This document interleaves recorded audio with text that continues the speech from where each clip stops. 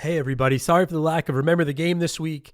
We were intending to cover WWE Day of Reckoning, but the flu decided to come back and try to kill me on the weekend, and it is getting the job done. So I'm just going to shut up for a few more days, excuse me, and we'll be back next week with Day of Reckoning. We have episodes on Okami, Kirby 64, and Hot Shots Golf en route as well, so no fears, we got stories for years.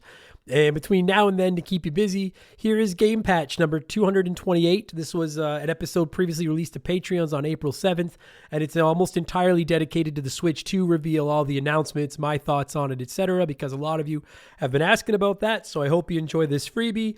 Please wash your hands, and we'll be back next week to talk WWE Day of Reckoning, okay? Cheers.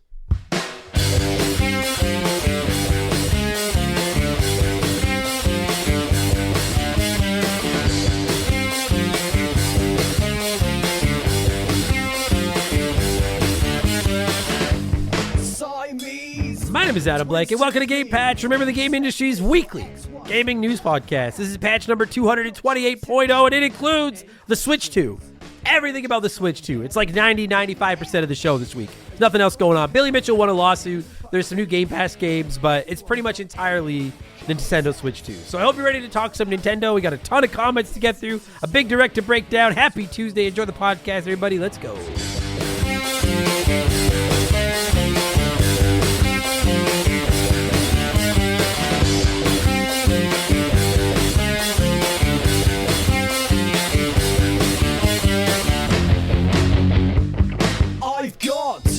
Several episodes of experience that makes me an expert.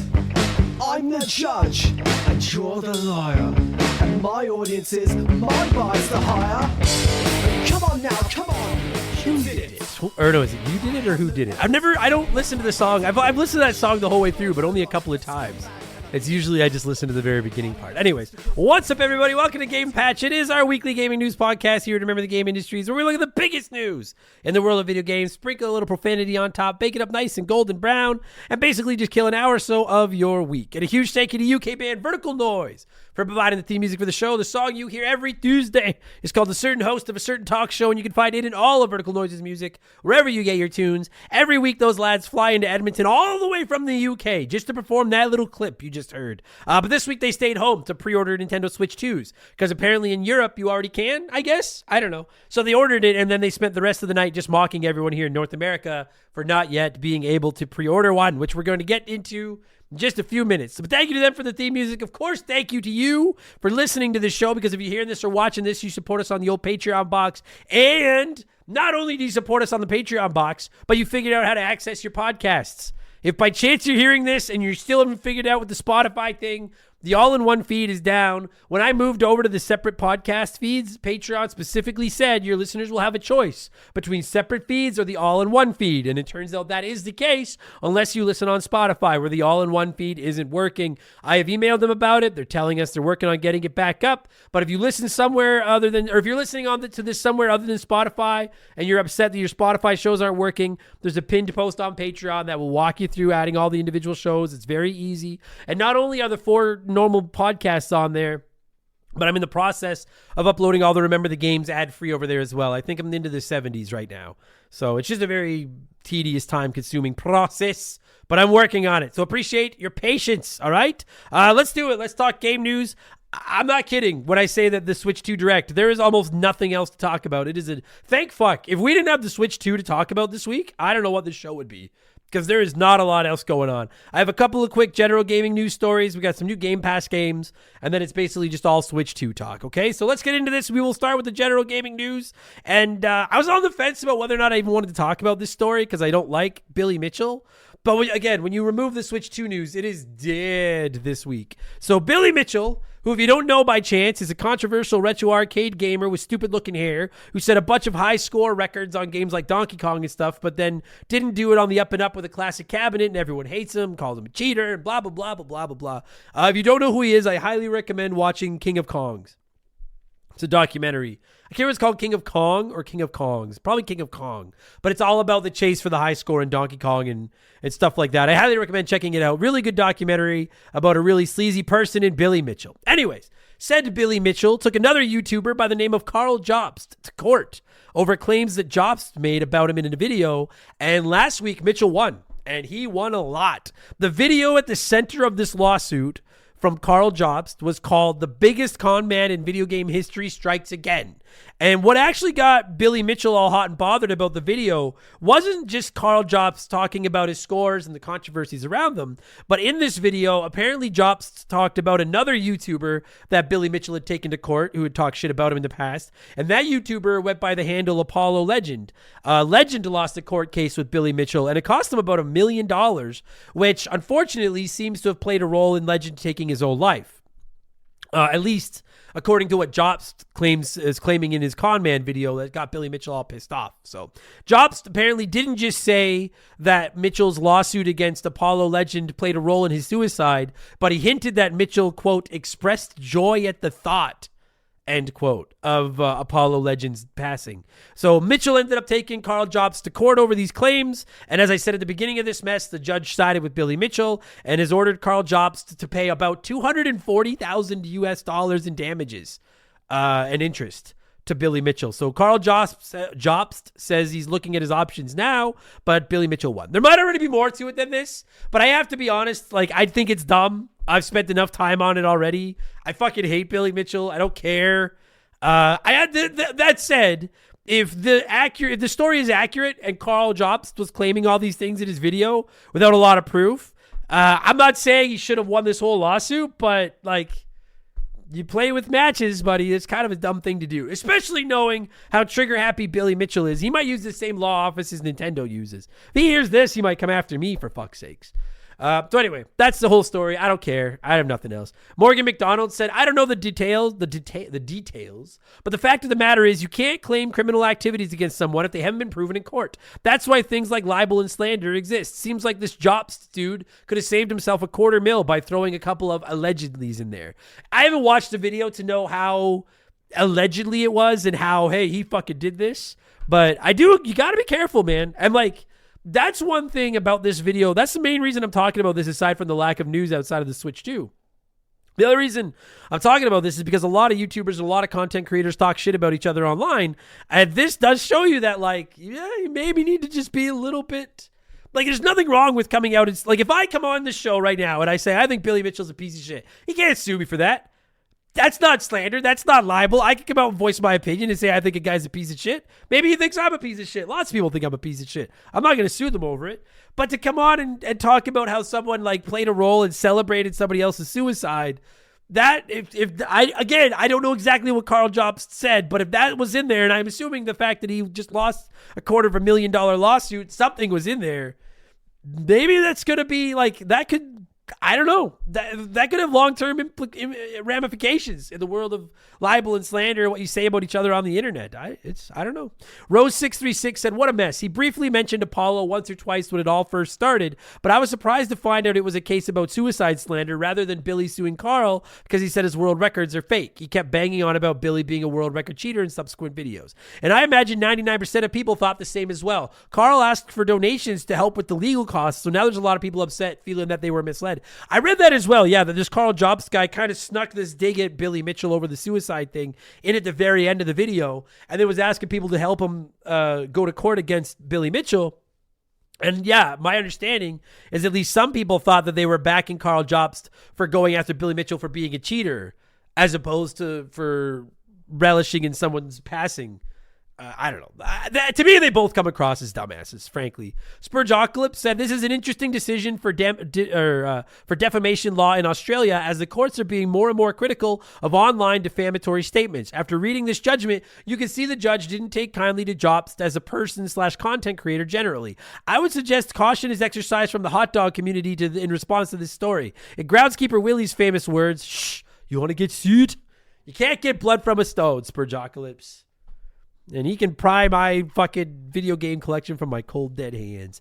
And Smith said, I'm sure Carl will appeal, which means this isn't over yet. I don't know how it works in Aussie land, but here in the United States, Carl could just file for bankruptcy and Billy wouldn't get a dime. Either way, let this be a lesson to anyone out there thinking the legal system is all about justice and fairness and that they can't lose their case. Once you go to trial, you're at the mercy of another person or people, and there's no telling how they'll decide. It probably didn't help Carl that he testified he would continue to go after Billy when he won his case. Yes, agreed. Yeah. I mean, I don't know. Is what, like, at the end of the day, Billy Mitchell is a sleazebag, and there's a reason everybody hates him. Carl Jobst, to my understanding, is the man's kind of a dumbass, and so dumbasses get asked dumbed, and I'm ready to move on to talk about something else because I don't care about this anymore. So there you go.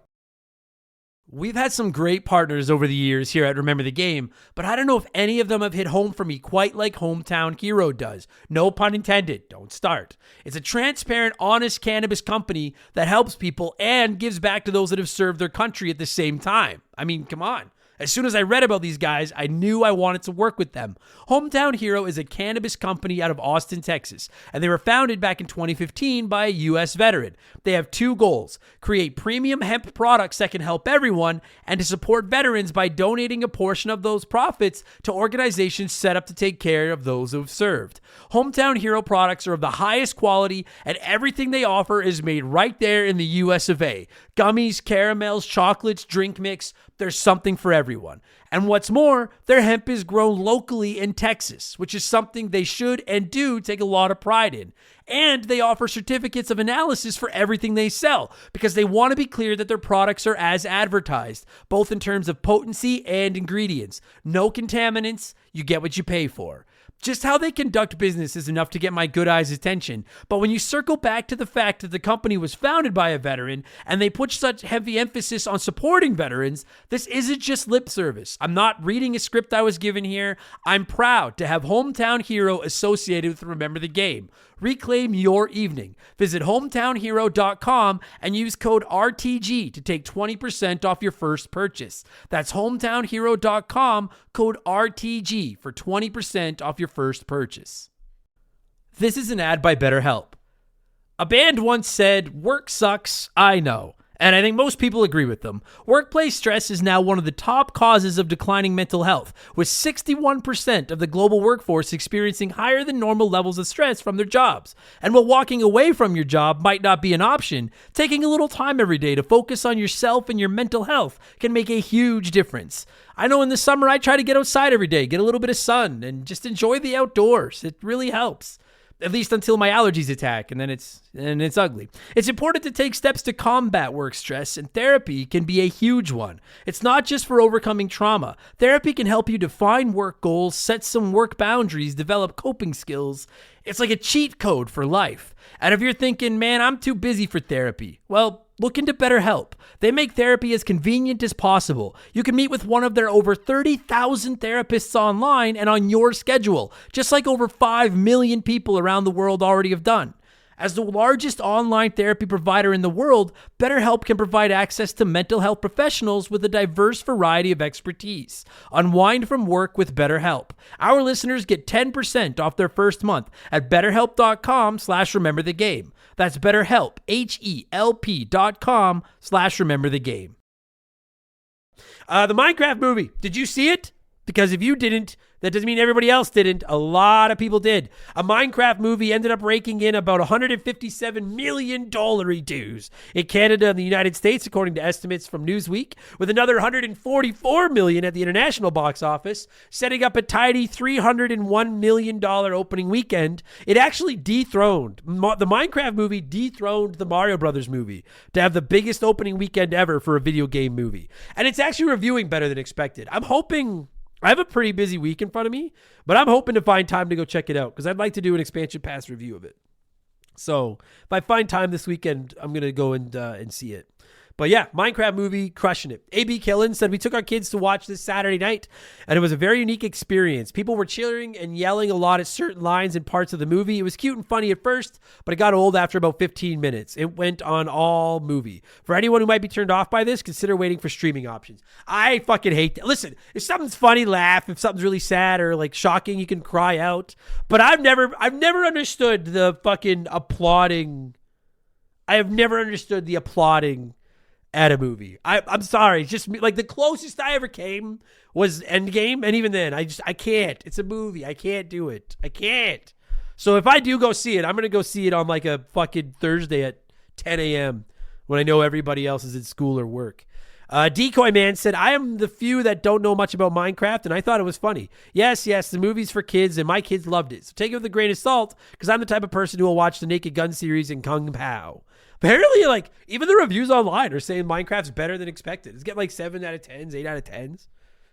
I'm interested. I like Minecraft. I'm interested in seeing it. So anyway, that's it. That's all your general gaming news. I'm telling you, it is thank fuck for the Switch 2. Most weeks we go through all the other news, and then when we get to the Nintendo section, it's over. This week is the polar opposite. So I'm going to queue up the PlayStation load up chime I love so much, only because I'm contractually obligated to do so.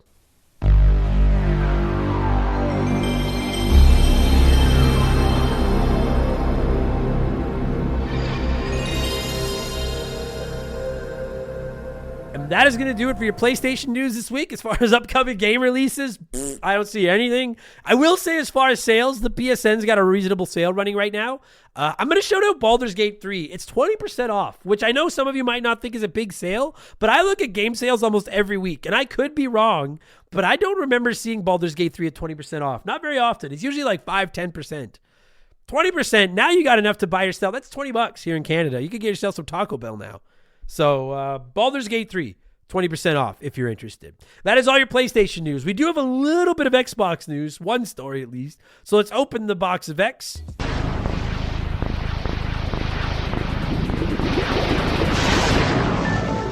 And let's see what's up with the nerds over at Microsoft. Xbox has revealed the first batch of games coming to Game Pass this month. So we got some titles to rip through here. By the time these words make love to your ears, Borderlands 3 Ultimate Edition is on Game Pass Ultimate, PC, and Cloud.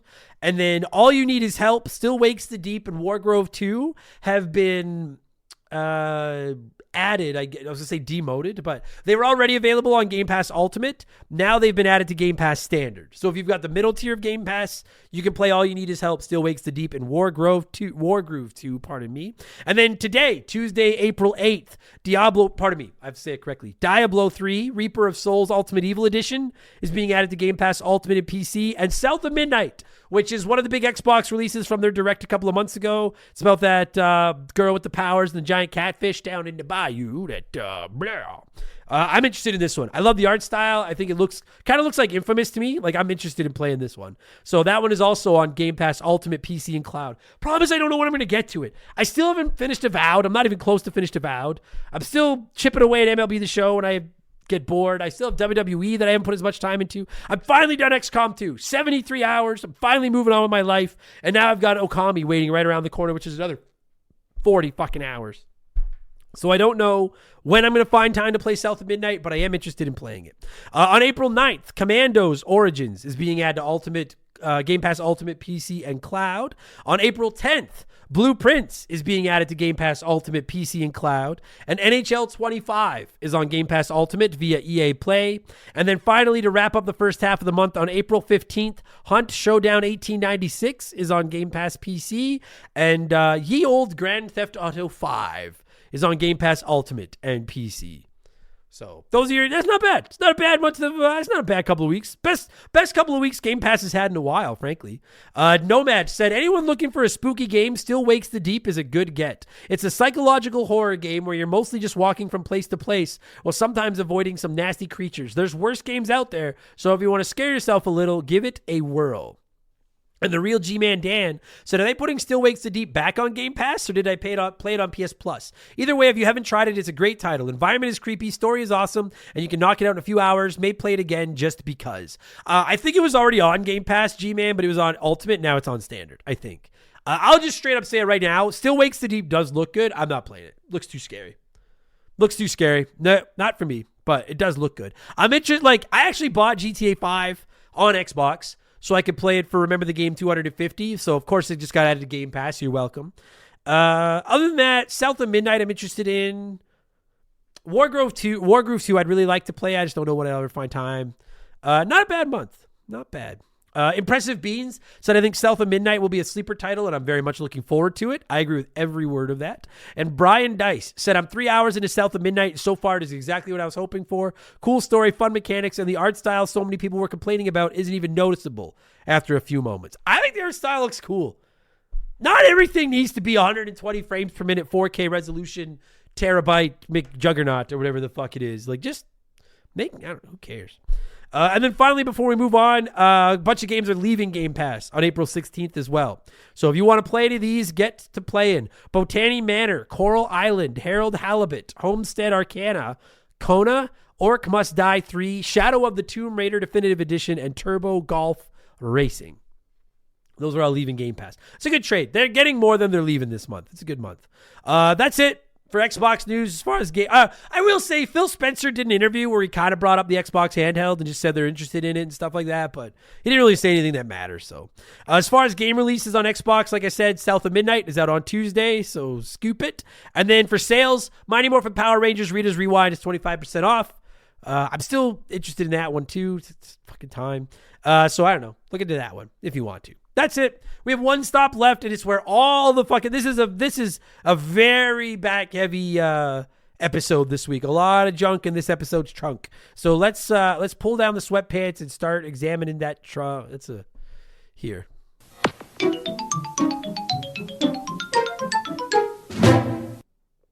Horrible segue. Okay, we got a little bit to work on here. I'm going to be honest, I was writing these notes up until about 15 minutes before I sat down to record this because I wanted to give everybody as much opportunity as I could to sound off. We had almost 200 comments this week, and once you remove those first couple of stories, like 180 plus were about the Switch 2. So I'm just putting it out there right now. Calm your tits. If I don't read your comment, there's a lot of them, and I'm going to read a lot of them. The show's only 18 minutes old.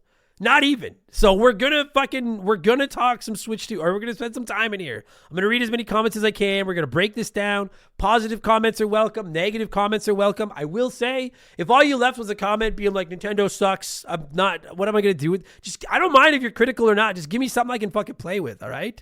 Give me something to work with here.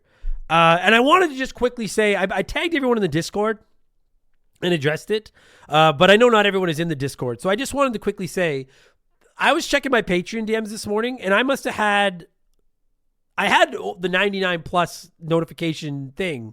I wouldn't be shocked if I had 100 messages about the tariffs and their impact on the Switch 2 and people's thoughts on the tariffs as a whole and Trump as a whole and everything like that. I did try to reply to everyone. Excuse me. And I think I did reply to everybody, but I'm just going to say it right now. Like, if it seemed like a very quick, kind of dismissive response, it wasn't intended to be rude. I don't have anything to say. Like, I guess we'll talk about him a little bit here, but I don't pay enough attention to the world. Nobody knows how the tariffs are going to impact the Switch 2 yet, aside from the pre-order date being pushed back. And frankly, I don't have enough passion for my thoughts on the tariffs and on Trump and on politics to get into a discussion with people about it, because a lot of people can't talk nice. So just, if you send me a message about it, I did my best to reply to everybody. I don't have any interest in having a discussion about it. I have nothing to say. All right? I don't have anything to say about them. When we know about how they're going to impact the Switch 2, I'll weigh in on that. But as far as the impact they're having on the world, I'm pleading the fifth. I don't care, frankly. So sorry if I came across as cold in any of my. I try to reply to every message I get, but I just don't have anything to say about that. All right. Okay, we're gonna break this Switch 2 Direct down into chunks. Because there's just so much slices of the pie, because we have so much to talk about here. I will say personally, I thought it was a great show just to get it to break the ice. A couple of minor decisions they made that I didn't care for. I thought the fact that they didn't actually reveal the price on it and then it was up everywhere on the internet within like half an hour of the show came across as a little bit like, I don't know. I didn't care for that. Like, you already give us a release date, just put a fucking price on it. You know we're all going to find it anyways. Clearly, Nintendo was a little bit concerned at the backlash for what that price was to not have revealed it during the showcase. But at the same time, they're clearly sticking with the price. And if you don't think the thing is going to sell, you're crazy. It's going to sell. You don't have to buy one, and we'll get into that, but it is going to sell. So I thought it was a little bit Bush League to not give us a price. I do think that the decision they made with one of the games is kind of dumb, frankly. But for the most part, I enjoyed it. It was what I wanted it to be. I've never hidden the fact that I'm a Nintendo fanboy, and I don't think it was perfect. But go back and listen to any of the shows that I've done in the last 2+ years. How many times have I said all I want out of this thing is a bigger, more powerful Switch 2, and I want a new Mario Kart? That was all I wanted, and that's what they gave me. So why would I sit here and complain when I got everything I wanted out of this, right? So anyway, let's break it all down, and we'll slap some final thoughts on it. Like I said, we'll start with what Nintendo didn't tell us during the Direct, and that was the price. They did reveal the Switch 2 is going to launch on June 5th, which is not long. Like, that's less than 2 months from right now, which I thought was awesome. Like, I knew it was coming this summer, but I didn't know if I expected June. Like I know that had been the rumored date, but that just, like, I really thought we'd have a little bit more of a fucking runway from the reveal date to the release date. But 2 months, June 5th, fucking awesome. They did end the showcase without an official price, which was everywhere on the internet within an hour of the Direct ending. As of now, it's launching at $450 in the US or $500 if you want it bundled with a digital copy of Mario Kart World. We'll get more to the price of games in a little bit. But $450 or $500 with the game. Now, in some regions around the world, pre-orders are already open. Some of you I know that live over on the other side of the pond have already got your pre-orders in. For others here in my fellow Canadians, pre-orders are set to open on April 9th. And for the record, it's 629 Canadian dollars for the Switch 2, or 699 if you want it with Mario Kart 9. So it is, woohoo, that is pricey. 'Tis pricey. Although I will say, just to address the price, I think everyone under the sun figured this thing was coming in somewhere between $399 and $499 US, and they met us in the middle at $449 American. Right now, we'll talk about that. I was expecting $499. Watching it, I thought it was going to be $499 US. So again, we'll get into the price in another minute, but I don't think it's crazy, personally. So pre-orders start on the 9th here in Canada if you want to get one. Pre-orders were set to start in the US on the 9th as well, but due to this whole tariff situation with the country next door, that is not the case anymore. No word on when the Switch 2 pre-orders are going to open up in the States, at least as of this recording. I mean, I'm recording this on Monday the 7th at 12:30 in Mountain Time. Maybe it gets announced, but as of this time, I haven't seen anything about when pre-orders will open up in the States. And there hasn't been any word of a price increase as of yet on the Switch 2, but some people definitely think it's possible. With these tariffs, if the tariffs don't lift, this thing might go higher than $450 US. I don't know. That's what it is. And I have to say, I read a couple of articles about the tariffs this morning and stuff, just getting ready for the show. And I wanted to be at least a little bit educated on what I was talking about. And it was about the tariffs and the Switch 2 and the potential impact of the tariffs on the Switch 2. And at the end of the day, the bottom line from the articles I've read is that nobody knows right now about how much they're going to impact the price, if they're going to impact the price. I'm not going to sit here and pretend to know anything about the global economy because I don't. I did say in the Discord when the Direct ended that the tariffs were going to wreak havoc. And as happens once every few years, it looks like I was right. Look at me. But yeah, so that's all we know. Switch 2 dropping on June 5th. Pre-orders April 9th if you're not in the U.S. In the U.S., we don't know. And we don't know what this thing is going to cost you in the U.S. So anyways. I don't really want to like a lot of the thoughts I got, a lot of comments I got from people were like, you know, this is bullshit or this is good and Trump this and Trump that. I don't want to pile on that. I don't even want to talk about it. It's not a political show. I don't know. I will say to all of you that were hoping, hey, after April 2nd, the Nintendo Switch 2 speculation is over and we can just move on with our lives. Unfortunately, we're not done yet because we don't know what this thing is going to cost in the U.S. And I will say, if you live in the U.S. and you thought that $450 for the Switch 2 was too high, this might get worse before it gets better, and we'll have to wait and see. Like I said, as far as my own personal thoughts on this thing, before I get to some of your comments, I think it's reasonable. I was expecting somewhere between $3.99 and $4.99. I thought $4.99 was going to be the price, so $4.50 is a little bit cheaper. For everyone, like, I'm a little shocked. Like, I made a joke online on the weekend about how people out there getting more worked up about the price of the Switch 2 than they are milk. And, of course, there were people coming back being like, what are you talking about? People have been bitching about the price of groceries for years. And it's like, it's a fucking joke. I don't care. I just had to address it because people kept fucking tagging me about the price. Some of you are mad, and that's fine. I posted a statement about that too. Listen, I'm not going to, I will say, I read all the comments every week, okay? I don't read them all on the show, but I read all the comments every week. I will, like, far be it for me to tell some of you how to live your lives.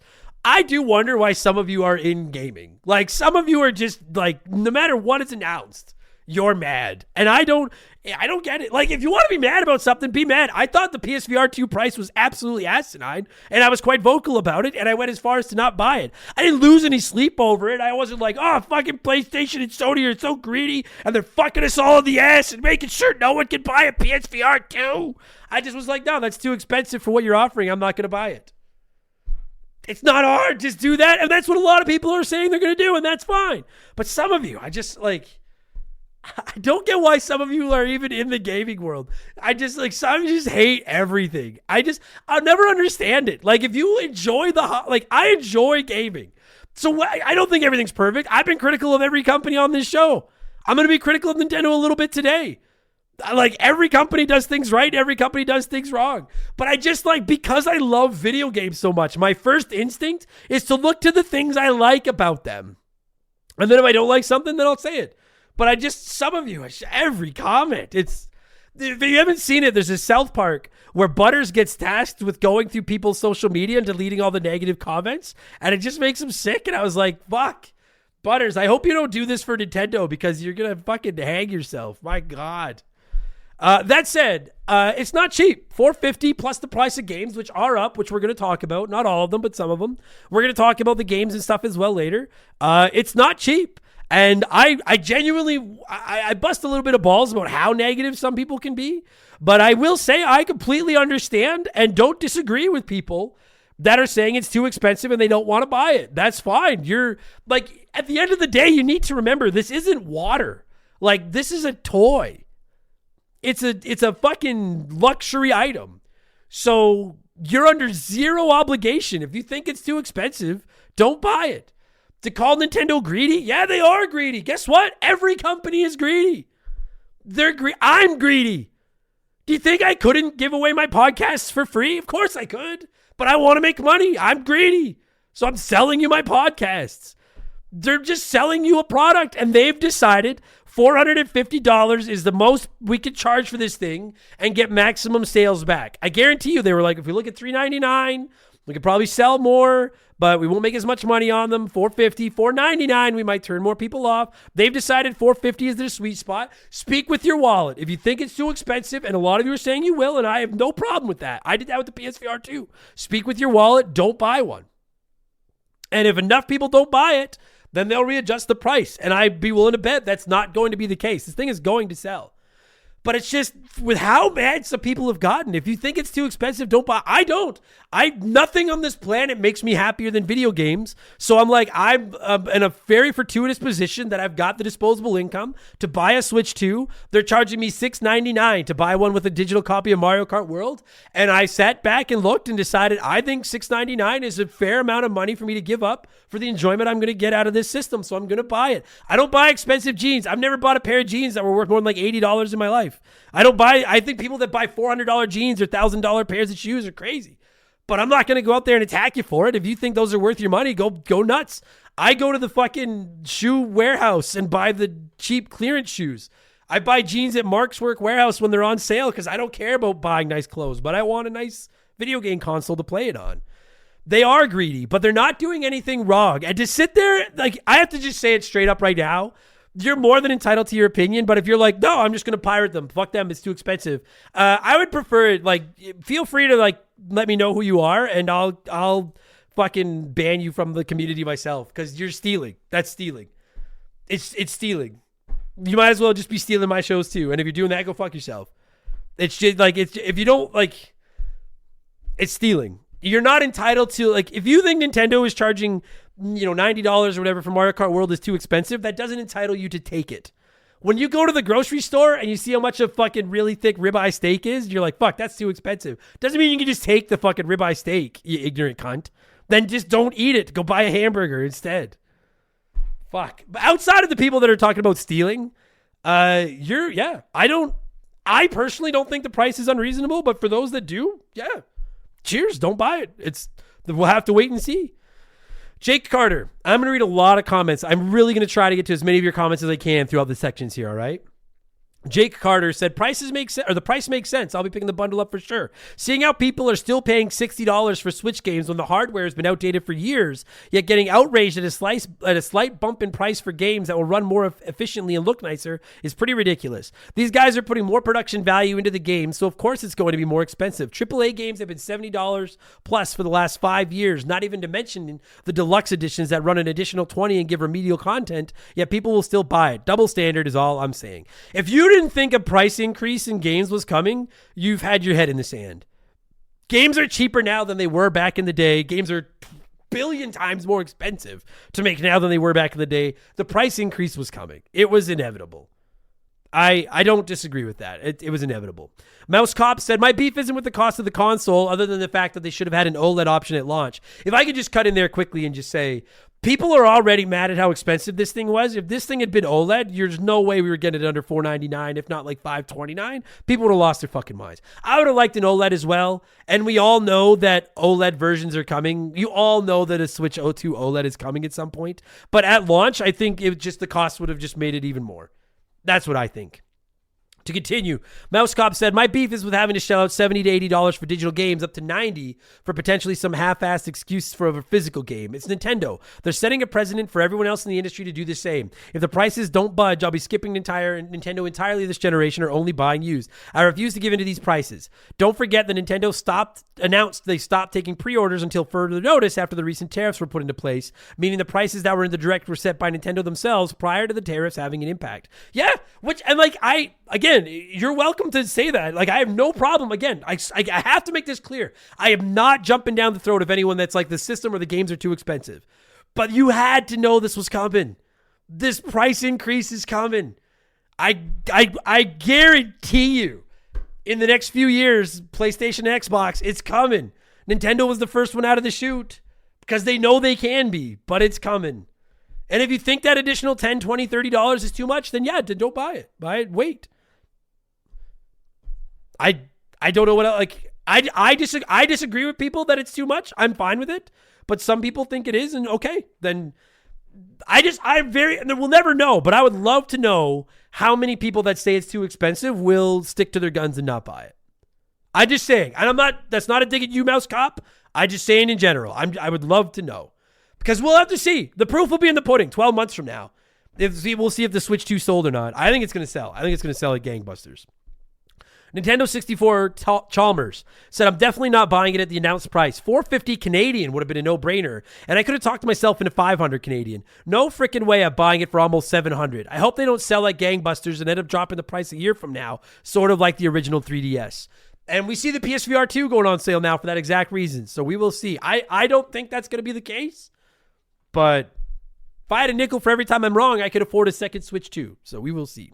And Benzeal909 said, I probably won't buy a Switch 2 for a long time. When a console first releases, there are usually problems that people find. Also, I'm going to wait for the OLED version. You know Nintendo's going to release an upgraded version eventually, 100%. I'm happy with the Switch OLED I have now. My backlog of games will keep me busy until they pull the trigger on a Switch 2, which I also agree with. And that's something else to keep in mind is there's still tons of games to play. I think there's a fair argument that outside of a bunch of third-party ports, what is there on the Switch 2 that you can't get anywhere else? Mario Kart World, Donkey Kong, and the GameCube games. So then wait. I have no issue with that. So we still have so many other things together. That was the price. That's where I feel about it. You can all feel how you want about it.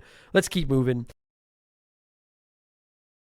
We know that resellers are going to scoop Switch 2s up and do that whole fuck gamers over thing they always do and resell them and scalp them and all that kind of thing. And I will applaud Nintendo for trying to take some steps toward trying to counter Switch 2 reselling, at least a little bit. Best Buy, GameStop, Walmart, Amazon, etc. is going to be the status quo. Pre-order one, buy one. If you're a reseller, you're going to buy it, you're going to resell it. It's going to be out there. It's going to happen. But you can also try to pre-order a Switch 2 from Nintendo themselves if you meet their criteria. You can go to the Nintendo Store website and register to pre-order a Switch, and if you qualify or get chosen, then you'll be told when you have a 72-hour window to pre-order a Switch 2. So you can register for that now. If you're interested, the pre-order window will begin on May 8th. Now, the criteria to qualify to get in on this, you have to be a Nintendo account holder in Canada, the US, that's at least 18 years old. That is the only you have to have it criteria. And then they said priority for the draw will be given to people that have purchased a 12-month Nintendo Switch Online subscription and have at least 50 hours of Switch gameplay time. Those aren't necessities, but those are if you want to be in the priority draw for them. They are saying that the delivery date isn't guaranteed to be June 5th, the release day, and as always, it is one per person. I have to say I really like this system. I don't know if I'm going to use it. I did sign up for it because I have all those things. I've always got Nintendo Switch Online. I've played fucking 5,000 hours on my Switch, and I live in Canada, and I was 18 years old 23 years ago. So I can buy one of these things. I signed up for it. That said, my plan is on April 9th. I'll be hitting up Best Buy, GameStop, Walmart, all this. I just want to get one. And if I get one at one of those places, I probably will just skip over my Nintendo one if they offer it to me. But that said, I think it's a really cool idea. If you miss out at Best Buy, GameStop, Amazon, Walmart, etc., then in May, if you've got the qualifications and Nintendo knows like you're not a reseller, you're a fan, you're going to use this thing, then register and try to get one through them. I applaud them for taking a step to try to slow down the resellers, even if I'm not going to use that myself. Eric Schreiber said, I'm honestly fine with this. It's a good idea. I've had a Nintendo Switch Online family account for several years now, and I'm well over the 50 hours of gameplay. I can certainly see people having issues with the Nintendo Switch Online requirements, especially if you're the type of person who cancels or suspends their memberships when they're not being used. Fair enough. I mean, a Nintendo Switch Online sub for a year is like $20. I think if you're willing to drop 500 plus on the system, you could do the 20. But yeah, I don't have a problem with it, but I can see how it irritates some. Captain N said, on one hand, this is a great way to try to combat scalpers. On the other hand, Best Buy, GameStop, etc. are all pre-ordering as well, so nothing's going to change. At least Nintendo is trying something. Perhaps all console sales should go directly through them and screw the box store and online resellers like Best Buy, Walmart, and Amazon. More fans will get a console sooner, and new purchasers might have to be just wait a month. I think if Nintendo, Xbox, and PlayStation had their way, that's what they would do. They'd probably sell them all direct because then they're not taking a cut to put them in store shelves, and then they could just try to focus on digital game sales. But the simple fact is not everyone is ready to do that, right? Like you have to have them on shelves.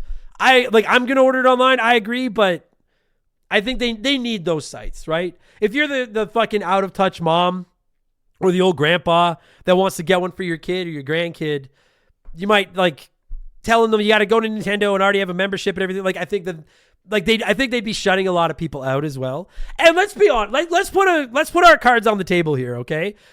I think to a very high extent, Nintendo doesn't give a fuck if a reseller buys this or if a consumer does. Of course, they want consumers to buy them because you're not selling games and controllers and memberships to the resellers that are leaving them in their closet so they can scalp them. But they don't really give a fuck. They're like, hey, if we sell, for the sake of math, if we sell 20 million of these things in the first 2 months and 14 million go to gamers and 7 million go to resellers, we're fine with that. They don't give a shit. But I like the system. SNES Life said, this is shitty. I've played tons on my Switch, but limiting to people who have Nintendo Switch Online specifically is a kind of pay to win thing on its own. Boo. Fair enough. I disagree, especially because you don't need to have it. All you need to do is have an account and be 18. Then they're just going to give priority to. I don't have an issue with that. Giving a priority to paying customers. I'm a paying customer. I have it, and they're like, "Hey, you've been a paying customer bar for years. Here's a little boost." It's like occasionally I'll throw out something on the Patreon for the people at the higher tiers. It's not that I don't appreciate everybody, but I'm like, you guys have put a lot of money in my pocket. Here's a little thank you. I don't have an issue with it. Fair enough, but it doesn't offend me. So that's the pre-order news. One of the big talking points out of the Switch 2 Direct was the C button on the Joy-Con and what it does and everything that comes with it, and that's all been revealed. It turns out the C stands for Game Chat, and the button is dedicated to Nintendo's new in-game chat system, which I have to say, very futuristic leap from Nintendo when you compare it to the Switch. Like, it's not necessarily futuristic compared to Discord and everything, because it kind of just seems like Nintendo's own Discord. But compared to the Nintendo Switch, if you wanted to voice chat via the Nintendo method on your Nintendo Switch, I'm holding up my phone right now. You had to download the Nintendo voice chat app and do it on your phone. That same device where you can access Discord or just call each other. So at least now they've built it into the system. Brandon DeZeba said this is a lot better than that horrible chat app for the original Switch. I agree. That said, I have to point out, I don't do a lot of online voice chatting. Even when I play with all of you, I'm not always in the Discord when I chat. Like, I'm not a big talker while I play, so I'm probably not the best person to review the game chat. That said, I will say I do like most of it. So how it works, if you haven't watched the Direct yet, is when you're using your Switch 2, you can hit the C button, open up game chat, and it'll let you voice chat or video chat with up to 4 of your friends at once. The mic is built into the top of the Switch 2, and it's designed to pick up your voice while cutting out background noise. So we'll see how well it works in execution, but at least in principle, it seems pretty competent and simple. In theory, the Switch 2 microphone works. In theory. It's built right into your Switch 2. You don't need to wear a headset or anything. It's just there. You talk. It picks up your voice. When they were showing it off, they were showing how the screen, either on the TV or on your Switch 2, will actually put like a gameplay window up at the top for you to play on, and then open up to 4 smaller windows below with each of your 4 friends that you're playing with or you're chatting with. And you don't have to, like, you could all be playing Mario Kart together, and you could hear them all, and you could actually see at a very low frame rate. It's like 10 frames per minute or second or whatever. But you can actually see like their game on their, like on the little voice chat thing at the bottom. You can watch their screens while you're playing. But you could also be playing other things. Like, I could be playing Super Mario World on the Nintendo Switch Online and then be chatting with Mark McHughes playing Mario Kart, and I can see his screen in the bottom of my Switch screen and see how he's doing in Mario Kart while we're chatting with each other, which is, it's, as someone that's not very good at this kind of stuff and finds it frustrating to figure out how to make all this shit work, it seems like it's pretty simple. So the outside of the window of whoever's talking lights up green, like the Discord and all that kind of stuff. So that's cool. And then if you scoop a Switch 2 camera, which we'll talk about in a minute, you can plug it into your Switch 2 and then, set it up beside your TV or whatever the fuck. And then it'll cut you out, like it'll do the artificial green screen thing, and it'll pop you into your gameplay window on the little bottom window of your friend's console. So again, if Mark and I were doing this, if Mark had a Switch 2 camera set up while I'm playing Super Mario World on my Switch, down in the bottom corner, there's a screen showing Mark's screen with Mario Kart on it, and I can actually see him like he's streaming it or whatever, and I can chat with him and everything as well. Listen, by Nintendo standards, this is pretty fucking deep, boy. It's not bad. It will require a Nintendo Switch Online subscription to use eventually, but out of the gate, it'll be free for everybody. So that's a good idea, I think. The Switch 2 camera is going to set you back $50, at least as of now. We'll see with the tariffs and stuff. They did say that some other USB-C cameras will work as opposed to just buying the Switch 2 camera. There will be a test USB camera function in the system if you want to give it a shot. And because the world is full of sick fucks, Nintendo has taken some measures to protect the Wii ones from the sickos. They said that while you're setting up your game chat on your Switch 2, you can choose which specific friends from your friend list you can talk to and that can see you. It won't just blanket everyone out of the gate. You can pick and choose. And then it said if a Nintendo account is registered to somebody under the age of 16, they'll only be able to use the game chat and video and stuff if they've been given permission via the Switch Parents Control app. If one of those accounts tries to use their camera and they're under 16, a notification will be sent to the parent app every time. I like all of it in theory. Communism joke aside, like it kind of all does make sense. I don't really see myself using it, and frankly I'm curious to know how many people out there will use this and how many people out there will just continue to chat over Discord like they already do and instead of using this. But as a kid, if I had this and my friends had this and we could all play Mario Kart and we all had the cameras and could see each other and everything, I would have been all over it. So I don't know if it's that really for me, but I will give Nintendo credit. It's a great concept. Like it's about time they took a bit of a step into the future and had it voice chat. Still not voice acting in a lot of their games, but voice chat. So Chris Jolly said, I'm glad Nintendo finally decided to implement voice chat, but the windows that take up so much screen space should never have been greenlit, at least not as the default setting. All that's really needed is a username to pop up when someone speaks. And they we haven't seen all of them yet, but they have said you can rearrange the board. So maybe that's an option, that you can just shrink it off and just have a username pop up and not see them or whatever. We don't know. Because I do agree, especially if you're not interested in seeing them on a camera or watching their gameplay. I really don't need 4 little windows at the bottom of my screen taking up real estate, when just a name in the corner that lights up when someone talks would be fine. So maybe that is an option. We haven't seen all the different ways you can adjust the screen yet, but I do agree with that if there is no way. I agree. Mike Maloney said the C system is fine. It's not a game changer. I think most people who already use Discord will continue to do so. It'll be funny when an OnlyFans offers a deal where you can buy a friend code to someone to play in a more risque position. That's a great idea. You know that's coming. You know that's coming. There are going to be Only Model fans out there that you can buy their Switch friend code and watch them. You know that shit's coming. I agree with that. John C500 said, I couldn't be happier. It's about time Nintendo stepped up the social side of things. Sharing screens along the button is such a great idea. I'm really happy that they're doing this. And Scorch572004 said, I think it's long overdue and about time they brought it out. I do think it's a really cool function to be able to chat with everybody while playing the game, even if you're playing different games. Agreed. Use Discord if you want, but it's a cool concept. And not everyone has Discord. You might have a kid who can't use Discord yet. This will make it easier for some kid to play with their grandma or somebody. You know, there's a market for this, I think. I don't particularly care, but there's a market there for that. Hardware. I didn't post a topic for people to comment on in this one. Maybe I should have. That's on me. I kind of forgot to. We're going to rip through this quick. Anyone that listens to me regularly knows I don't understand or really care about the tech side of systems. So I'm going to go fast and just recommend checking out another more knowledgeable source if you want more tech talk. The screen on the Switch 2 is LCD, not OLED, which we talked about earlier. And it's 7.9 inches, which is bigger than the OG Switch. I think it's by about 20%. I know some wanted OLED, which would have been awesome, but I think it would have been too expensive. And again, we know an OLED version is coming in a couple of years.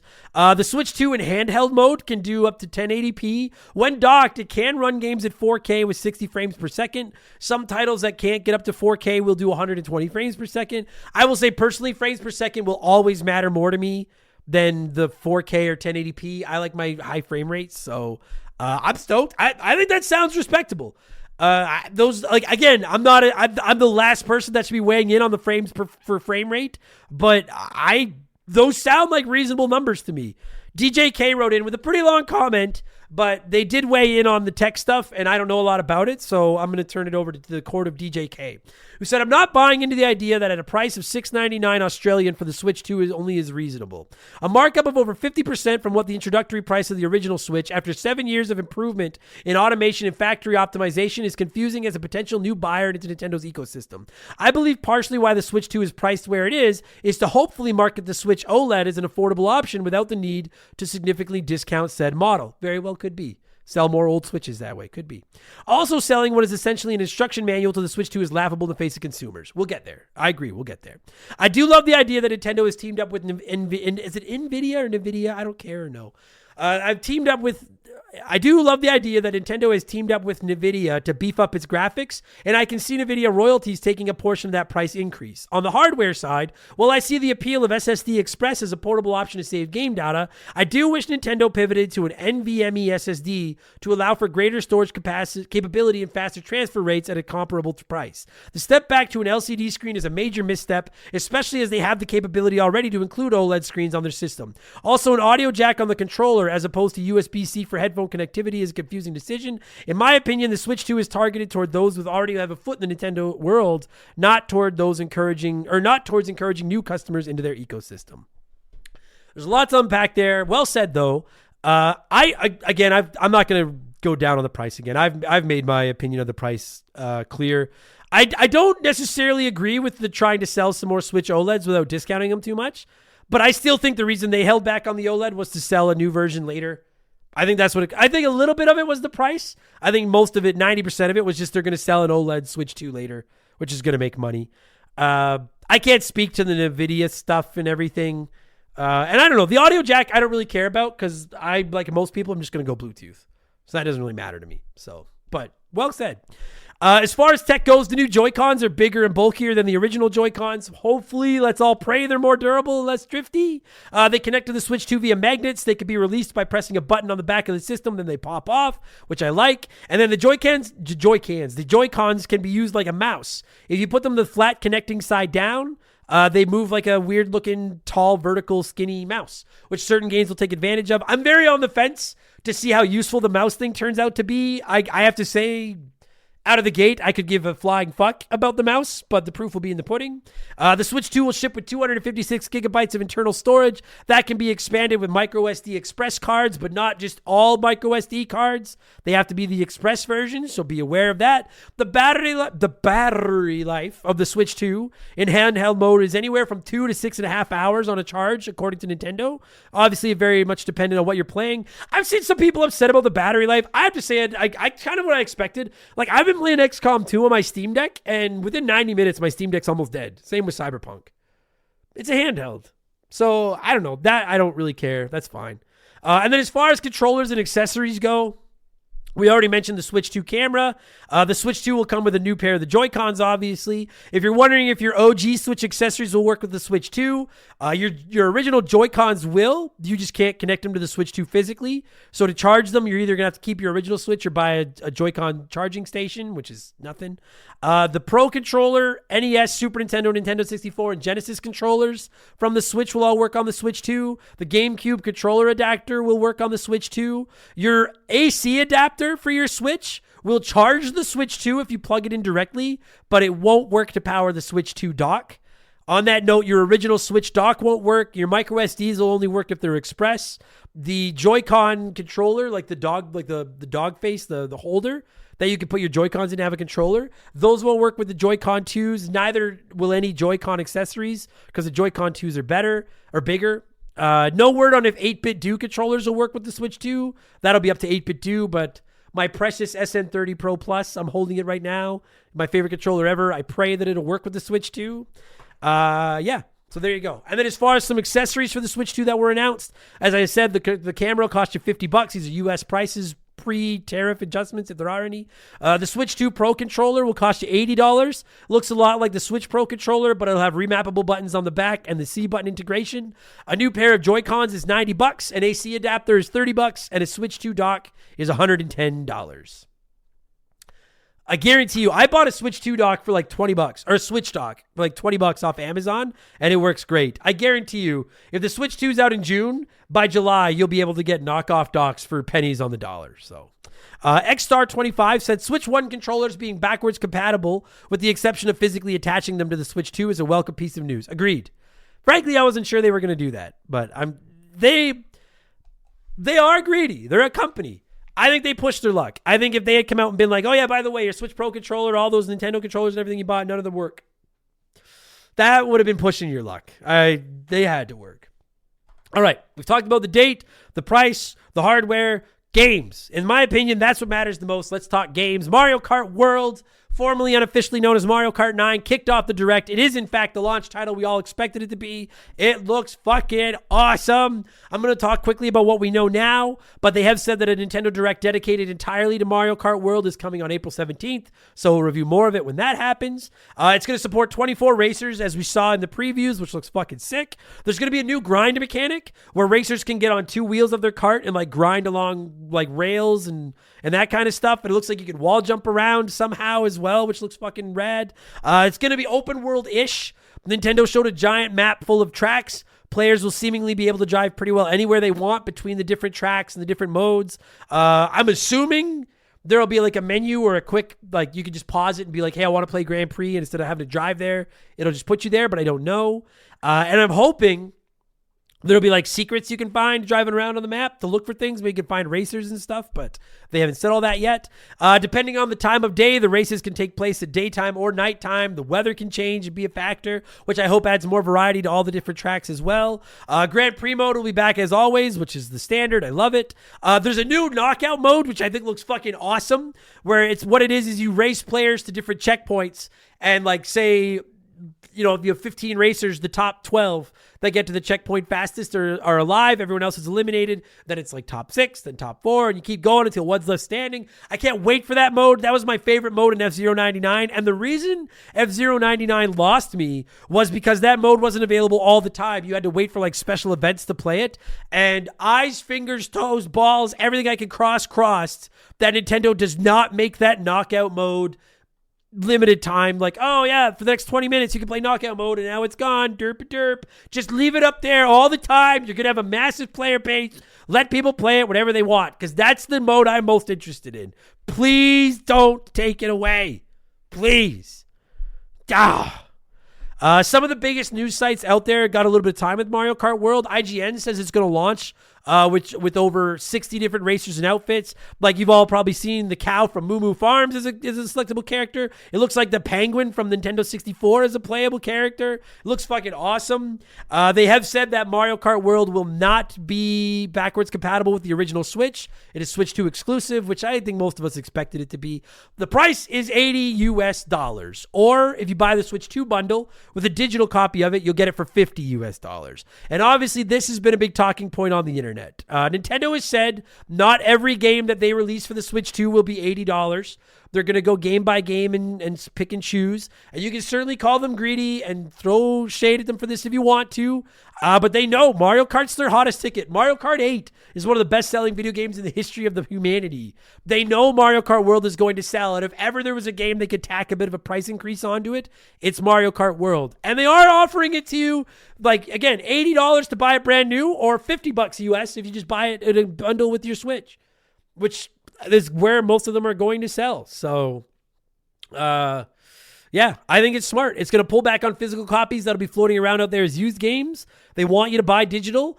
Everyone always says, you know what? Digital games should be cheaper than physical. So Nintendo put their money where their mouth was this time and made it $30 less. That's where I'll be buying it for sure. So I know we'll know more about it after the Direct on the 17th. We'll get more into it then. I can't wait. It looks fucking awesome. Joey Jojo Jr. Shabadoo, which is the worst name I ever heard, said, I'm still a little disappointed there was no double dash mode, but other than that, this will probably become the new #1 Mario Kart. I agree with every word you just said.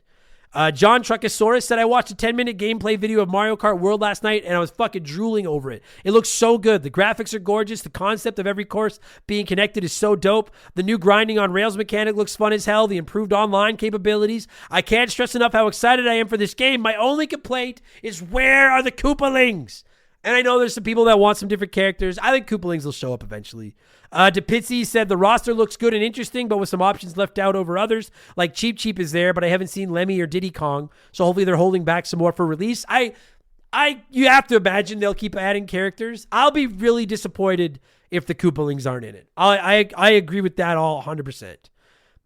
Blaine the Hoagie Van said, I got my Hammer Brother as a racer and it only cost me 7 Koopalings. Nintendo, quit fucking around. We all love the Koopalings. They better fucking be in there. God damn it. Butted Chicken said, dude, the coast-to-coast mode looks amazing. This is going to suck a lot of hours out of my life. Some people did write in and say, like, why do we need open world Mario Kart? But, like, I don't know. I have to say, with all due respect, I feel like that is an incredibly, of all the things you're going to nitpick from this, and I think there are some, the fact that you can drive around in the map, who cares? If you don't want to, then just don't. Just play the Grand Prix mode. Of all the things, that seems like the oddest thing to complain about to me, personally. Lots of other games. It wasn't just Mario Kart World. That was just the headline. Lots of other games were shown off during the Direct. There was some exclusive. There were some third-party games. I'm going to tackle the exclusives first, then we'll go to third-party. The last game they showed during the Switch 2 Direct was a new Donkey Kong game, the first since Tropical Freeze, if I'm not mistaken, which was on the Wii U. This is a new 3D Donkey Kong game called DK Bonanza, and it features the new design of Donkey Kong, which I really like, for the record. It looks very Mario Odyssey-ish. Donkey Kong can go anywhere he wants. He's climbing walls and trees. You're pounding into the ground and digging and pounding through mountains, searching for treasure and stuff like that. I think it looks awesome. Day one buy for me for sure. It's coming in at $70 US, not the 80 Mario Kart World is, but it is $10 up on pretty much every game from last gen that wasn't Tears of the Kingdom. So $70 US, and that releases a month and change after the Switch 2. It's July 17th. Donkey Kong Bonanza. I think it looks fucking awesome. Shawsome1 said Donkey Kong Bonanza is a day one purchase. We haven't had a 3D Donkey Kong game since Donkey Kong 64, and I'm so hyped about it. It looks amazing. I cannot fucking wait. I also hope they don't change the release date for the Switch 2 because June 5th is my birthday, and that is just pure perfection for me. You probably just jinxed it, Shawsome. You probably just jinxed it. Old Finger said DK looks phenomenal. You can tell it's going to be fun to play just by looking at it. I know it's not really a country game, but I do hope some of the other Kongs show up. I have to say, I do hope that other Kongs show up. If we get Donkey Kong 64 too, where I need to run around and look for barrels to swap my Kongs over and over again, I'm going to rip that game a new ass. Hold me to that. It'll be fucking ugly. Kagita said, I have issue with Donkey Kong, and now you're going to hear about it. Well, I do love the way it looks, and I can forgive them for putting him in overalls. It looks to me like the game is just another collectathon. I'm going to be so mad if they waste what could have been a fun Donkey Kong game on another go collect a bunch of stupid shit for no good reason game. I'm on the fence there because I don't dislike, like I love Mario Odyssey to me is one of the best Marios ever. And I like Banjo-Kazooie. I don't hate collectathons if they're done in a fun way. I didn't think Donkey Kong 64 was fun. I didn't think Banjo-Tooie was as fun. I thought Banjo-Kazooie and Mario Odyssey were fantastic. So if we get Mario Odyssey with Donkey Kong, I'm down. But all that being said, while I am excited to play this, I probably would have preferred a new 2D side-scrolling Donkey Kong, but the two Mario Galaxies are fantastic. Mario Odyssey is fantastic. If that's what we get out of this, then I'm down. It's going to be in how they execute it, but I'm excited. I'd be lying if I said I was going to buy it day one. I'm buying it day one. Orion Pack said, I can't wait for Bonanza. I love Donkey Kong 64, and I've been waiting for them to tackle the third dimension again. Banana. I may not agree with everything you said. I will defend to the death your right to say it. A new Kirby Air Raiders game was revealed called Kirby Air Raiders. It's from Mr. Sakurai, so I think if you're a Kirby fan, this is probably pretty exciting. The OG Kirby Air Ride dropped on the GameCube 20 years ago. I never played it, but to my knowledge, it's a racing game where you're riding on stars and fight other Kirbys. Apparently, it's very good. So, no release date on Kirby Air Riders. They're just saying sometime in 2025.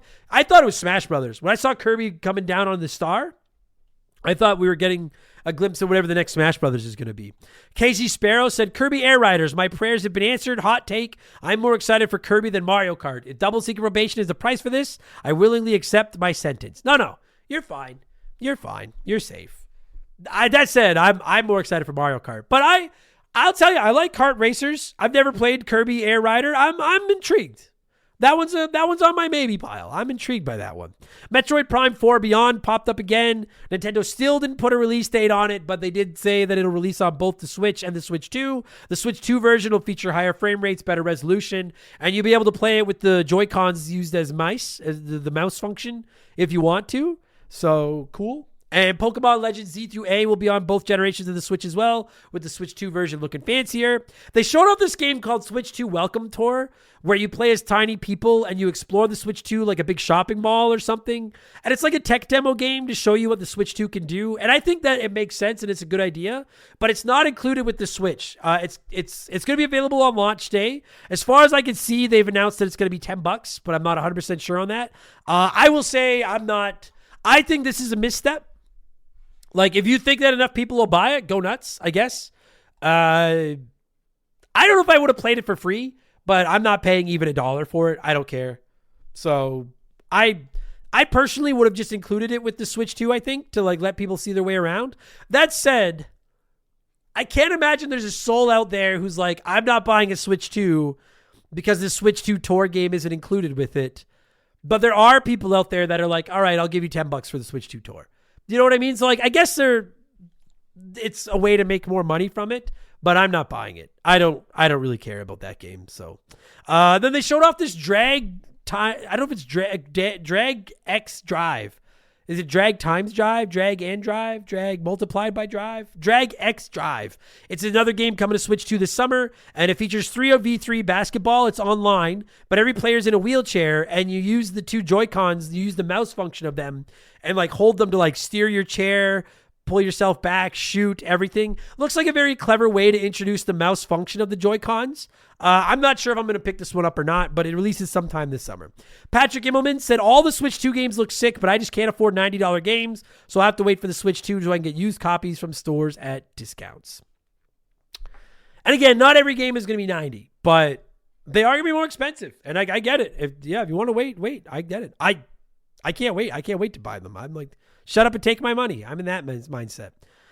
Anyway, Nintendo also announced that some original Switch games will be getting enhanced on the Switch too. Some will have like better graphics. There'll be the game chat implementation into some of them we talked about earlier. Some of the updates will be free, but not all of them. So the following games will be getting free enhanced versions on the Switch too. So if you already own these games on your Switch, you'll get the fancier version for nothing, all right? ARMS, which I'm sure you're all excited about, Captain Toad Treasure Tracker, Super Mario Odyssey, Mario 3D World plus Bowser's Fury, Clubhouse Games 51 Worldwide Classics, The Legend of Zelda Link's Awakening, The Legend of Zelda Echoes of Wisdom, Game Builder Garage, New Super Mario Bros. U Deluxe, Pokemon Scarlet, Pokemon Violet, and Big Brain Academy Brain vs. Brain. Those are all the games from the Switch at launch that will have free enhancement versions on the Switch too. So if you own them, you can play the enhanced version. In addition to that, The Legend of Zelda Tears of the Kingdom and Breath of the Wild have upgraded versions coming. And if you have the Nintendo Switch Online expansion pack subscription, you get the enhanced versions of those games for free. Otherwise, you'll be paying for them. And I believe it's been confirmed $10 US. Better frame rate, better performance, better load times. You get to pair it with the the Zelda Notes app, which I think is like a GPS that you can use on your phone while you play the game, which is kind of a cool idea. I think $10 is the ceiling. Like PlayStation does that now. I think Xbox is still doing free, but PlayStation, a lot of games, if you already own the PS4 version, you can pay $10 to get to the PS5 version. I think 10 is reasonable. Anything more than 10 without a lot of new content, and you're pushing your luck. So we will see what the price of these other enhanced versions are, because there's other games that are getting enhanced versions where Nintendo is going to charge you to get to the upgrade, but they're not saying how much. And some of those games right now include Super Mario Party Jamboree, which will be coming with new modes, new mini games, mouse functionality, game chat integration. That'll be available on July 24th. No price yet. That one, I wouldn't be surprised if it went up to like $20. Kirby and the Forgotten Land. It features a new Star-Crossed world, which is like a new main quest. There'll be new abilities. That's on August 28th. Sid Meier's Civilization 7 will have mouse controls. That'll be available at launch. Those are games where you'll have to pay for an upgraded version of them. So, Mouse Cop said in 2025, there is no reason not to have virtually full backwards compatibility, especially on a system that people buy mainly for first-party stuff. They have said, most original Switch games are backwards compatible, but not all. On Mouse Cop's note, I went through the list. You can find the list online of games that are not backwards compatible. All Nintendo's first-party stuff is. Like, there's no Marios, there's no Zeldas, there's no Pokemons. They're all backwards compatible. It's just some, I saw Alan Wake 2 on there, South Park Fractured Butthole on there. I saw a few, but all the big games are backwards compatible. So as far as to why not every game is backwards compatible with the Switch 2, Nintendo explained, quote, "When we first started Switch 2 development, the focus was on enhancing its performance as hardware, namely expanding its capacity. So compatibility was a lower priority. For example, Nintendo DS games were playable on the 3DS, and Wii games were playable on the Wii U, but it was difficult to achieve the same level of compatibility with the Switch 2 because the hardware design approach was different from those systems. They said they could have implemented an emulation system to help get all the struggling games to run on the Switch 2, but that would have taken away from the system's battery life even more than it already is being taken away from. So it does sound like they're still working on getting more original Switch games running on the Switch 2. They're working with individual developers to work on those ports and everything. You can find a list of the games online if you're interested that won't be backwards compatible. But like I said, I scrolled through notable names in there, but the Marios, the Zeldas, the Pokemons, they all look like they're good to go. Andrew Wright said the footage of the enhanced 3D Zelda games running on the Switch 2 looks amazing, and it's a bonus that they're included with Expansion Pass. The 2D Zeldas are getting free updates to enhance performance as well, and they need them. Yeah, dude. I think Echoes of Wisdom desperately needs a cleanup because that game fucking chugs. And while I didn't play it, my understanding is Pokemon Scarlet and Violet need a little bit of love as well. So I'm glad that they're getting it as too. Lighty's World said, I'm not sure if this was addressed already, but will the upgrades work for both digital and physical versions of Switch 1 games? I would be shocked if not, but I haven't actually seen that anywhere, but I believe it is. Doesn't Gil Get a Lick said, I was all for waiting and not getting a Switch 2 for a while, but as a diehard Metroid fan, I was all for waiting and not getting the Switch 2 for a while, but as a diehard Metroid fan, that Prime 4 enhanced version with mouse controls, easy for me to say, fine, take my money. I have to say, of all the enhanced ones, that's the one I care about the least. I don't care about playing that with mouse. But I am interested in a couple of the enhanced versions. So, fuck yeah, let's go.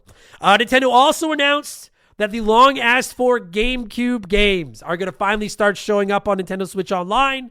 And they're only going to be available on the Switch 2, and they'll be included with the highest level of the Nintendo Switch Online, which is the expansion pack sub. So if you have the basic subscription, you'll still have access to the NES, Super Nintendo, Game Boy, and I think Genesis. All the old games that have been added to the service are going to be available on Switch 2. They're not starting over again, thank fuck. But now they're adding GameCube games to the expansion pack level. So they're going to have higher resolution. You'll be able to remap the controls if you want to. You'll be able to play them online. I assume they'll have save states. And Nintendo is releasing a wireless GameCube controller like they did with the NES, Super Nintendo 64, Genesis.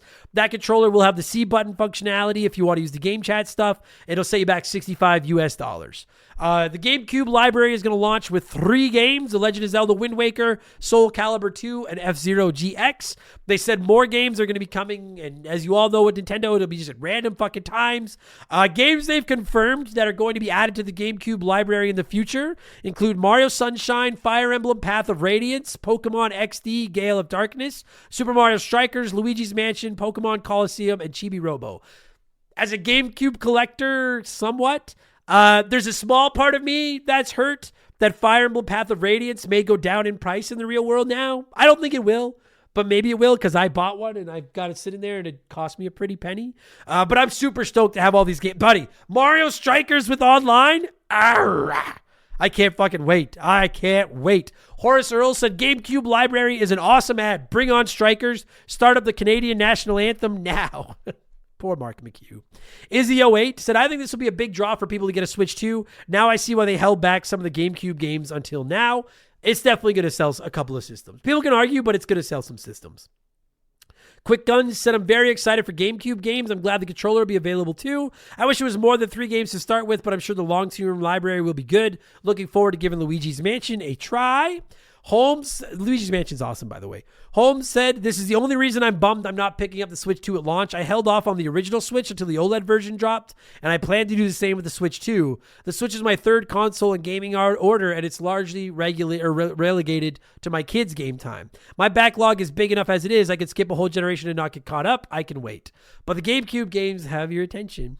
And Leroy Jenkins said, I wonder if this will lower the price of physical GameCube games. Fingers crossed for Twilight Princess coming soon. Should have been day 1 instead of that cartoon-looking abomination. You shut your fucking mouth, Leroy. You leave Wind Waker alone. That said, Twilight Princess would be a fucking sick get.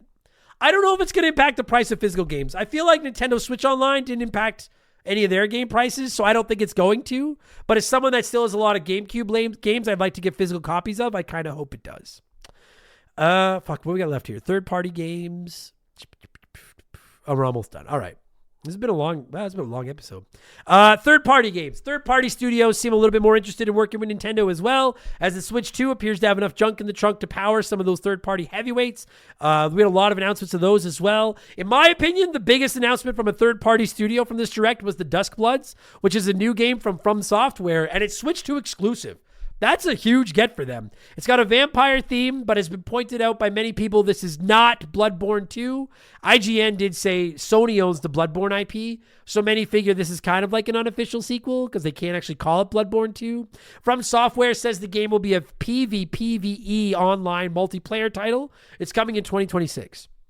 So a new FromSoft game exclusively on the Switch 2. That's a nice feather in their cap. While we're talking FromSoft, Elden Ring Tarnished Edition is going to ship on the Switch 2 later this year. It'll include Elden Ring along with the Erd Tree expansion and some new weapons and armor and stuff. A new Hyrule Warriors game was revealed called Hyrule Warriors Age of Imprisonment. It's a prequel to Tears of the Kingdom, same art style and stuff, but obviously it's the more hack and slash gameplay of the Hyrule Warriors games as opposed to Legend of Zelda game. And that's going to release this winter. Deltarune Chapters 3 and 4 are dropping on June 5th alongside the Switch 2. They are coming to everything else the same day as well, so that is the kind of spiritual, it's the next game from Undertale. I don't know if it's a sequel or not, but yeah, so those 2 chapters. Hades 2 popped up, and it was revealed that it'll release on both generations of the Switch 1 and 2, sometime this year, and it'll at one point be console exclusive. It'll hit Switch before it hits PlayStation or Xbox, which is a nice little get for them too. And they went kind of rapid fire, and they were just dropping third-party game titles over and over the place. A lot of these are just ports, but games that are coming to the Switch 2 right now. I'm going to whip through the list here really quickly. No release dates on a lot of these, but just these are games that are going to be on Switch soon. EA Sports Madden NFL, Switch 2, not the original Switch. EA Sports Madden NFL, EA Sports FC, NBA 2K, WWE 2K, which I hope goes better than the last time that was on Switch. Split Fiction, Cyberpunk 2077 Ultimate Edition, Final Fantasy VII Remake Intergrade, Street Fighter 6, Sid Meier's Civilization 7, Hogwarts Legacy, Bravely Default Flying Fairy HD Remaster, Borderlands 4, Tony Hawk Pro Skater 3 and 4 Remake, Yakuza 0 Director's Cut, Enter the Gungeon 2, Hitman World of Assassination Signature Edition, Project 007, which is the GoldenEye or the James Bond game that the Hitman people are making, Star Seeker, Astroneer Expeditions, Daemon X Machina, Titanic Xeon, Survival Kid, Star Wars Outlaws, Kinitsu, Gami, Path of the Goddess, and Reanimal. And yes, Hollow Knight Silksong had like a 3-second appearance, and all it said was 2025. So I'm not even going to get excited about it. I don't care. No, I don't care. I'm waiting until we get something more than it's saying 2025. Pressing X said, I'm crying out for the more recent Resident Evils and Silent Hill to come on there. Even Resident Evil 2 Remake at least. Please will it to existence. Resident Evil 2 Remake shocks me. Silent Hill 2 Remake, I'm pretty sure PlayStation has exclusivity until October. I bet you it'll show up in October. But the Resident Evil 2 Remake, I agree. Captain N said, right now we are back in that cycle of new system with old games. Switch is getting games that have been out on other systems for quite some time. Yes, it's great that people who are Nintendo only will be able to play these, but is it really third-party support or a cash grab from third parties to sell old IP? Why not both? I think it is third-party to support and also a cash grab. And a lot of people are coming out being like, dude, these are so much more expensive. Like, you can buy Cyberpunk 2077 for half price all the time, but it's going to be full price on the Switch too. Yes, it is. So then if my suggestion is buy it on something else for half price. Of course, they're going to launch them at full price. And I may be wrong. All right, I'm speaking a little bit out of turn here, so don't shoot the messenger. I think when it comes to third-party games, they set the price. Nintendo takes 30% or whatever of sales. But like CD Projekt Red's the ones that are like, we'll charge $80 for Cyberpunk. I think. I might be wrong there. But I think. So I think the only reason they're selling them at full price is because the vast majority of people that are going to buy them are people that haven't had anything except a Switch and don't have any other way to play those games. Because I agree with you. Like, as someone that has other ways to play those games, I'm probably not going to buy any of these. Like, I don't think I'm going to buy a single one of these on my Switch 2 because I'm going to get them on something else instead for cheaper. But it's a way to sell them to people that couldn't play them before. Adam, it's your turn. Said Cyberpunk and Final Fantasy VII Remake are games that I have yet to experience, so I'm pretty excited about those. Disappointing that those who bought Hogwarts Legacy on the Switch are SOL for an upgrade path, though. Yeah, and I can't speak to that, but as far as I know, the Hogwarts Legacy on Switch 2 is a pretty substantial upgrade from the OG Switch version, and you're not paying the $10 to upgrade or whatever. Adam needs to play Bowser's Fury. Said, I'm excited to be able to play Civilization 7 without an internet connection. Been using my iPad and Steam Link, but spotty internet is killing me. Fair enough. And you got the Joy-Con mice. So the official launch library, as far as I can tell, for the Switch 2 is Mario Kart World, the enhanced versions of The Legend of Zelda, Bravely Default Flying Fairy HD Remaster, Survival Kids, Rune Factory Guardians of Azuma, Split Fiction, Final Fantasy VII Remake Intergrade, Street Fighter 6, Civilization 7, Cyberpunk Ultimate Edition, Hogwarts Legacy, Yakuza 0 Director's Cut, Deltarune 1-4, Nobunga's Ambition Awakening Complete Edition, Hitman World of Assassination Signature Edition, and the GameCube library. As far as I can tell, that's the launch library. Not bad. Chris Pynchon said the Super Nintendo launched with 5 games. Yeah, if I'm not mistaken, the 64 launched with 2. So it's come a long way. I'm excited. The only things I'm really super stoked to get my hands on out of the gate are Mario Kart World and Donkey Kong. But like, there's a lot. I can't, those two alone will keep me going until Metroid Prime 4. Like, I'm good with just those two. I can't wait. A couple other notes, and then we'll finally wrap up this section. You will be able to transfer all of your data and your games, like your digital games, from your Switch 1 to your Switch 2. Pretty standard. I'm not sure what's going to happen with data you have on an SD card, how to get that over to an Express. I'm not sure if you trade your Switch in I mean, if you trade your Switch in and you have an online account, you'll be able to download your digital games. Most of your saves will be in the cloud and you can re-download them. But it hasn't been completely laid out as to how the transition from Switch 1 to Switch 2 is going to go. Switch 2 game carts will be red, hopefully to lift a little bit of the confusion around them. And apparently they will still taste terrible to stop people from eating them. Some physical versions of Switch 2 games will be game key cards. So you'll buy a physical case. There'll be some kind of a cartridge in it, but you need to put the card in to then download the game digitally. I don't know. All right. I don't know why. Maybe it's because to put the game on the cart was too big. I don't know. So there you go. It won't be tied to your Switch 2. Anyone that gets their hands on one of these carts can insert it, download the game, and play it like the cart's in. They didn't really bring it up in the direct at all. I don't think it was posted afterwards, so I'm sure we'll get more information leading up to the launch. I think it's kind of dumb, but it's not the first time someone sold a physical game with no actual game in it. You can buy Xbox games like that now too. I don't get it, but whatever. Nintendo also revealed Game Share, which will allow multiple people on multiple consoles to play games together with only one copy of the game. They use that Clubhouse games as an example. I don't know how many other games it's going to apply to. Yeah. Overall, I thought it was a good showcase.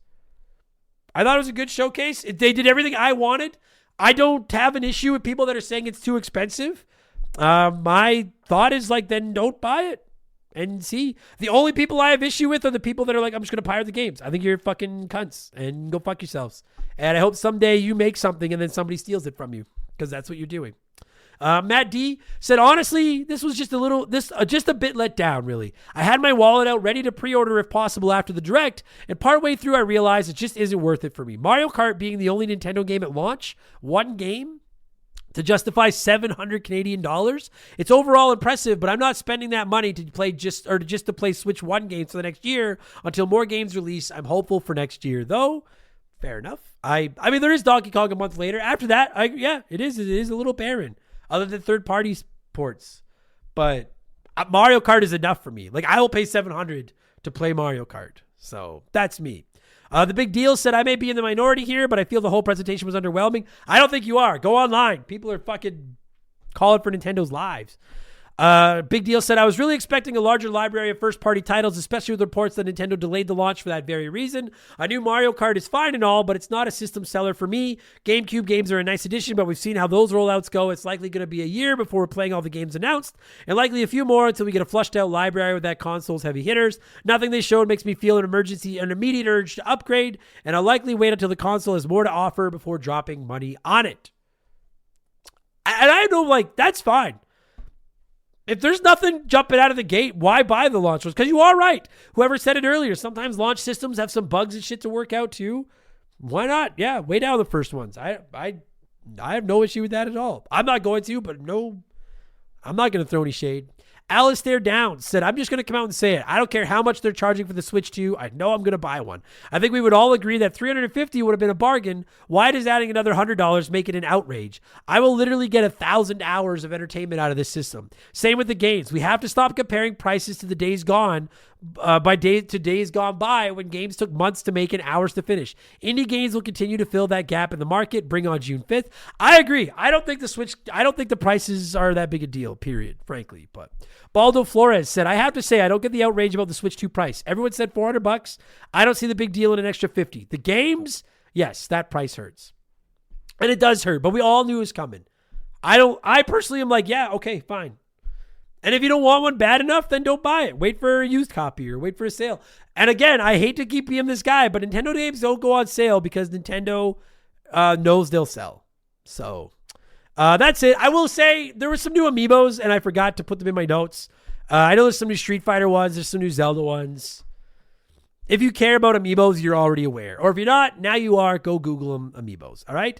We're going for an hour and 25 minutes. I can't breathe. I'm stuffed up. I'm wrapping this thing up. As far as game releases on the Switch this week, nothing's really jumping off the page at me. As far as sales, I'm going to shout out Rift of the Necrodancer. It's only 10% off, so I'm not shouting it out for the sale. I'm shouting it out because it's so much fucking fun. If you like rhythm-based games, look up Rift of the Necrodancer. It is fucking awesome. It's $23 Canadian right now. It's fucking rad, so look it up. That's it. If you were hoping this would be the end of the Switch 2 saga on Game Patch and we wouldn't have to talk about any more rumors, that's what you get because we still have probably more news to talk about with the tariffs.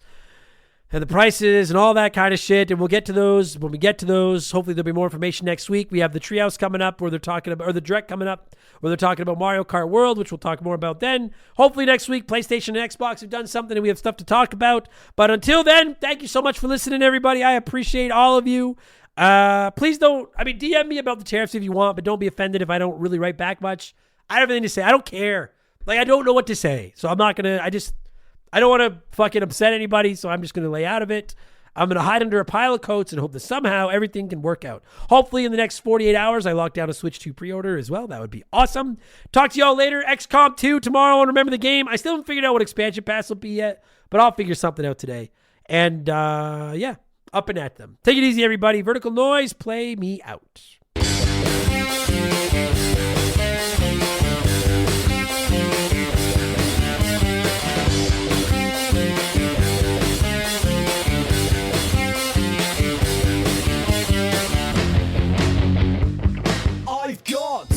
Several episodes of experience that makes me an expert.